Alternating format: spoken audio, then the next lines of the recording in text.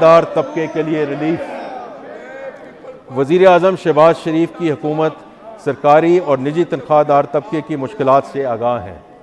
वज़ीर आज़म पाकिस्तान की हिदायत पर आज मुझे ये ऐलान करते हुए खुशी महसूस हो रही है कि हमारी हुकूमत ने आमदनी की 4 स्लैब्स के तनख्वाहदार अफराद को रिलीफ फराहम करने का फ़ैसला किया है। इस सिलसिले में जो तनख्वाहदार 22 से 32 लाख रुपए के दरमियान सालाना कमाते हैं, उनके टैक्स की शरह 23% से कम करके 20% करने की तजवीज़ है। 32 से 41 लाख रुपए के दरमियान आमदन वाले तनख्वाहदारों के लिए टैक्स की शरह 30% से कम करके 25% करने की तजवीज़ है। 41 से 56 लाख रुपए आमदन वालों के लिए इनकम टैक्स की शरह 35% से कम करके 29% करने की तजवीज़ है।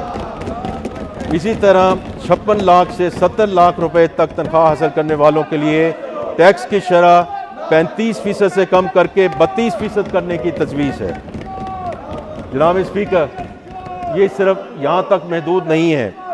तनख्वाह पर आए टैक्स की शरों में कमी के अलावा हमने एक और अहम रिलीफ कदम उठाते हुए तनख्वाहदार तबके पर आयद सरचार्ज को भी ख़त्म करने का फ़ैसला किया है। ये एक दरीना मुतालबा था और हुकूमत को भी इस अमर का एहसास था। इसलिए हमने पिछले बजट में इस सरचार्ज की शरह को 10% से 9% किया और अब इस सरचार्ज को मुकम्मल तौर पर ख़त्म करने की तजवीज़ है। इन इक़दामात से वज़ीर आज़म शहबाज शरीफ की हुकूमत ने तनख्वाहदार तबके पर बोझ कम करने का अपना आज वादा पूरा किया है। जनाब स्पीकर, सुपर टैक्स की शरह में कमी।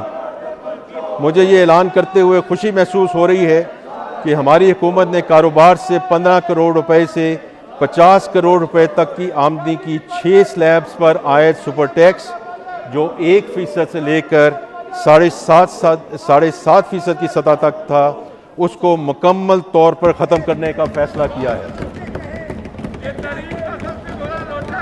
इसी तरह 50 करोड़ रुपए से ज़ायद आमदनी पर सुपर टैक्स की शरह 10% से कम करके 8% करने की तजवीज़ है। जनाब स्पीकर, इस इक़दाम का मकसद छोटे कारोबार और सनतों को फ़रोग़ देने के लिए अलावा कारोबार में आसानियाँ पैदा करना है। यहाँ मैं कहता चलूँ कि आज जब हमने ये तजावीज़ कैबिनेट में पेश की तो प्राइम मिनिस्टर साहब की तरफ से और कैबिनेट की तरफ से हमें ये हिदायत मिली है कि हम एक्सपोर्टर्स पे सुपर टैक्स को मुकम्मल तौर पे ख़त्म कर दें। तो हम इंशाल्लाह उसको आगे लेकर जाएंगे और इस बजट के दौरान उसको फिनिशिंग लाइन के थ्रू लेकर जाएंगे।